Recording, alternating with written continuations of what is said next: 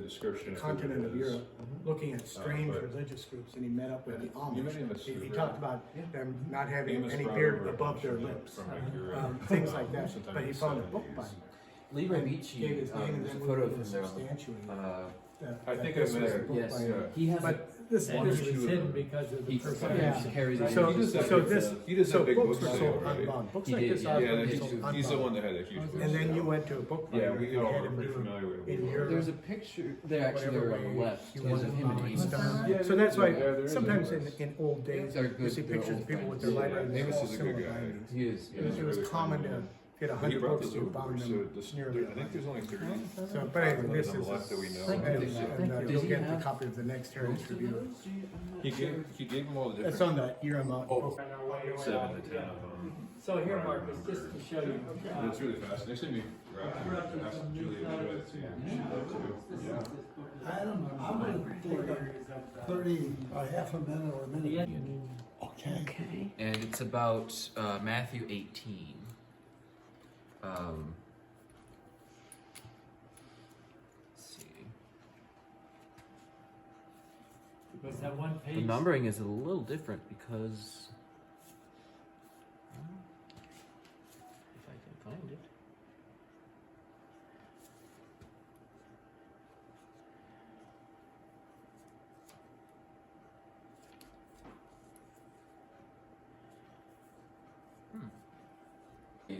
Above it, it says, well, ein anerkennend Lied von der Bruderschaft und Ordnung Christi, Matthäus 18.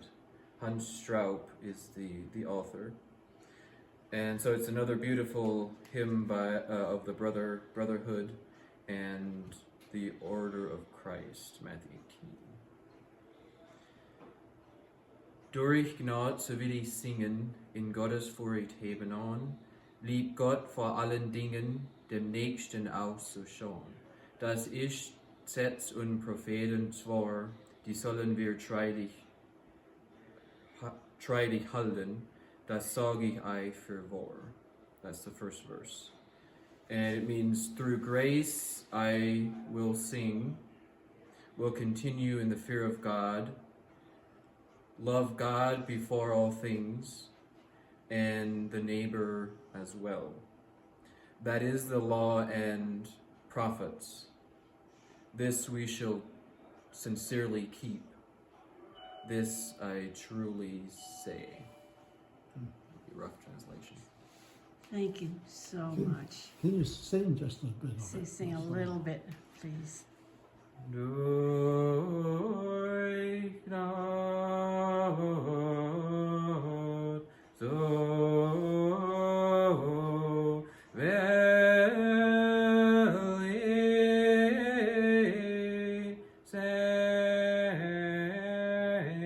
singen. Wonderful. The Passau hymns, and they added some in front. So it was written in the 1500s by Hans Straub, and I don't know what his background was, but it would have been during a time, if he was Anabaptist, they would have probably had persecution, or they were at least marginalized at the time. And that was in like the 1580s? Yes. 1580s. So, and then this binding is, we think, when? This particular printing, sorry. It's called the 1602, so 1600s it was printed. Early 1600s. Yeah, early to mid, probably. In, Yeah, Swi- in, we don't- Swi- they in don't really know. Switzerland? Yeah, I read somewhere. I'm trying to think what the source is. They think maybe Basel. Basel was a big printing hub at the time. There's one other. Some later works were printed in Strasbourg, which would be in France today. Strasbourg. But yeah, probably Basel, I think, was one Basel, expert's guess. Basel. So. We had staff at the hospital for Basel. Yeah. Yeah, Oh, So, small world. we have a local man, and how old is he right now? 94, 5? He's collected all his life. We have his Ausbund display here right now, and he actually happens to have one like this. We do not. maybe those will eventually come to us, we're not sure. They're on display here right now. And we'll show you that one. And we'll carry this one out and kind of hold them side by side. Let's walk out here. That one is a complete. Facsimile. And then this is 2, 3, and the one you have, one we have now is this 4th printing. This is owned by Leroy, but you can hold that up at him. You can see that it's completely different. Like the bindings are completely different. That one Yes. is yeah. owned by, It's this old man from this community who has it on display here. Yeah. and these are just, They're wooden blanks the Or size. wooden. Yeah. and so this one would replace this one. Yeah, we don't have, this is not, we don't own this. This is on loan. kind of semi long-term lease or loan to us here.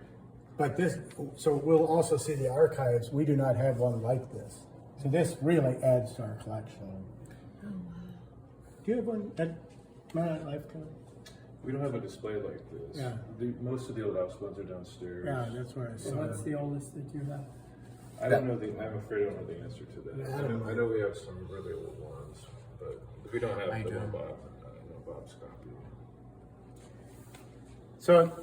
So we have that, and then he also built a murder spirit display here. But this, so these are on kind of long-term loan. This is you're looking into our vault here. This is in the This vault. is inside the vault, so this is It's really nearly shatterproof glass. And it's 99-point-something% UV resistant. We And tested it, and there's no UV. And there are drop-down doors, fire doors, because fire would be the biggest risk. And double drywall on the inside, block walls here. The windows are treated for fire resistance, but they're also going to drop down metal doors. So we think we have about 8-hour fire rating on this area.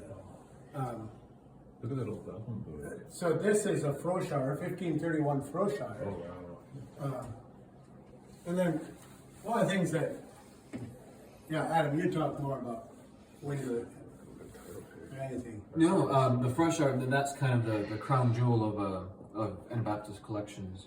This one was brought over to America by an Amishman named Johannes Hulle, or Halle.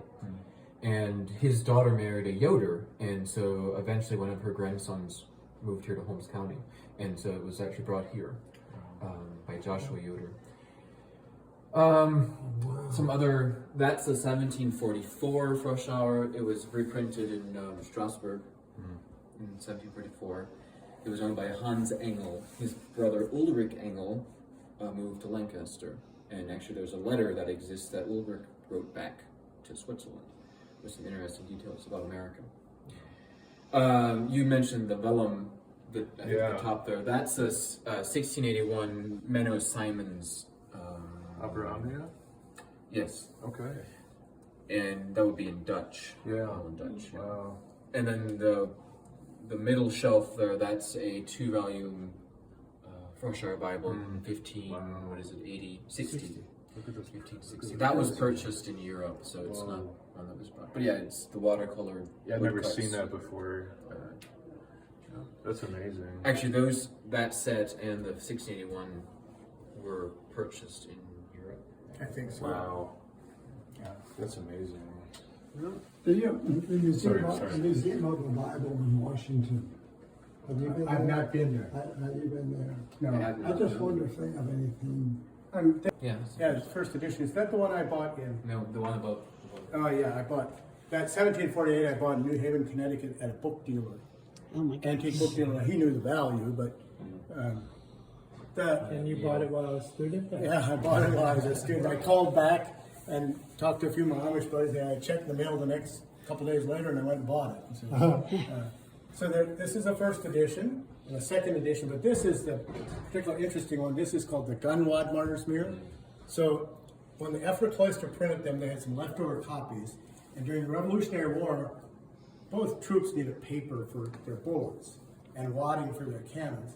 So Washington's troops came into the cloister and took some of these martyrs' mirrors.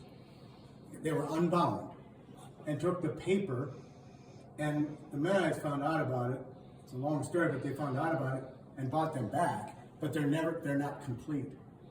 and they're quite rare, as Kevin knows. And so a number, 4 or 5 years, 6 years ago, a local man, a meat cutter at one of the local shops came in and said, "Hey, I've got this strange martyr's mirror. My kids aren't interested." He's former Amish. And he said, maybe you'd know what it is. It has pages missing. You know, your heart skips a beat. It's like shooting a 10-point buck. And we brought it back and looked at it, and it's a gunwide martyr's mirror. And One of the indicators is that wallpaper. yeah, that kind of wallpaper. They bound use, them. when they rebound a lot of them in the 1780s, they used that, and that's according to David Luthi. He's an Amish historian up in Irma, and they use that paper to rebind them, and so that's kind of a hint that it might be one of those copies. We probably could have bought it for $100. Yeah, Because you just like, it has pages missing, but I said, you know what this is worth. It's So we paid actually, him. going by my memory, I think it's only the second half. Yes. The Mars Mirrors was, especially that time, printed 2 parts. The first one went up to, from Christ up to the Reformation, and then the second half was the Anabaptist. 2 volumes. Yeah. Is this the second volume. So the second volume. And was this rebound in America or in? In Africa. It was printed in America. It's printed in America. It's printed in America. It was the largest book printed before the Revolution. The largest book printed before the Revolution. And most of the printing was at Effort of Cloisters? Oh, It was actually, the first part has 1748, and the second part, this part, says 1749. So they couldn't print it in a couple weeks. Yeah, Took isn't them- that amazing? Took them- And how many were recovered like that? How many are these? So all of this information comes from David Luthi. I mentioned him. They got a martyr's mirror, and on the flyleaf, this Joseph Van Gundy wrote this down, the story, and he has the number. I want to say it's in the hundreds that they 175. purchased Okay. back from I don't know, the army, whoever From had the army. them. So they took a lot more than that because they would have used a bunch Yeah. of them, right? yeah. Yeah, And they're what, 13 million, 14 million? Something like that. I'm not really sure of that. In the world. Would it be relatively true that there might be 6 copies known of this in the United States? Or is that?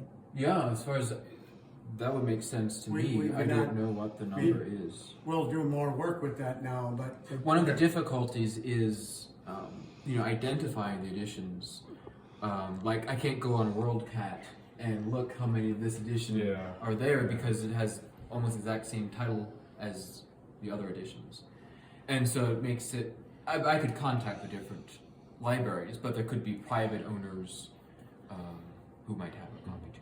but known copies, 5 or 6. 5 or 6 known copies. One is at Goshen. And I trust One is here, Yeah, and one is at Muddy Creek. Mighty Creek. Mm-hmm. Yeah.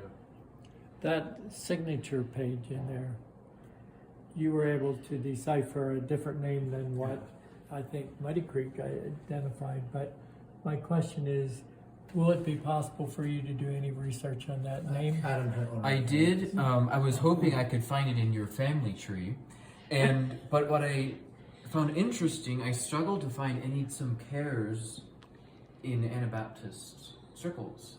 There was one maybe I mentioned there on the list, but otherwise there aren't a lot. If I look in the Swiss records, there were some cares in Bern, so they were Zumkehr. Zumkehr. EHR. That was the owner of this. Yeah. So there were some cares there in Bern, in that area where most of Yeah. our ancestors come from. But and they could have purchased it. Maybe one of their ancestors purchased it from him or his children or whatever. It might not be a familial connection. And are all four family lines Four are from family lines, Switzerland, right? yeah, and I would imagine it was probably a Hirsch or Hershey. But, We already did the Mennonite FBI business on you and looked at your family tree. And Actually, the other one is signed by a Hershey, Anna Hershey. Hershey. It's there on the farthest there's a photocopy or a reproduction. Of what? This here. Camera Bob, or you're okay? It's nice. Yeah, that's real nice. Who did you Sorry. guys put this in the vault? 2016. Oh, great. And eventually we'll put movable shelves in. That's more great. space. This is awesome. This is our fancy digitizing machine. That's great. So Adam, just over your right shoulder, I see Bibles, and then the one at your right shoulder, that huge one, is that a Bible? Here? Yeah. Yes, this is a Nuremberg Bible. It's huge, printed huge, and that's why it's so massive. Was it for people with eyesight issues or what? I'm guessing, and they were often very popular and probably expensive, but yeah, people like the large folio sized. You have similar kinds of things in your collection, Kevin? We do. Yeah, we have a vault too, and Muddy Creek's Lloyd's got a really nice one up at Muddy Creek also. They do, yeah. Yeah, they do. Both of your facilities are very. Well, this ain't too shabby, Adam. This is pretty nice, you know. So these are martyrs' mirrors. I like to just stuff them. These are Bibles and Testaments, and then over here is the rest. So the hymn books. This Ausbund would be up on the top shelf. What's the story behind this You one? have to shuffle some. It was Wow. a very well-known. So they were printed and then bound later, right? Yes. How about that? Many times they were unbound when you bought them, and then you took them to a binder, and that's why sometimes, like this one has initials and a date Yeah. on the back, and so the owner would have, kind of custom made. Yeah. Much of this has local connections. So yeah, now we're looking. These are the display cases you saw from the outside. Yeah.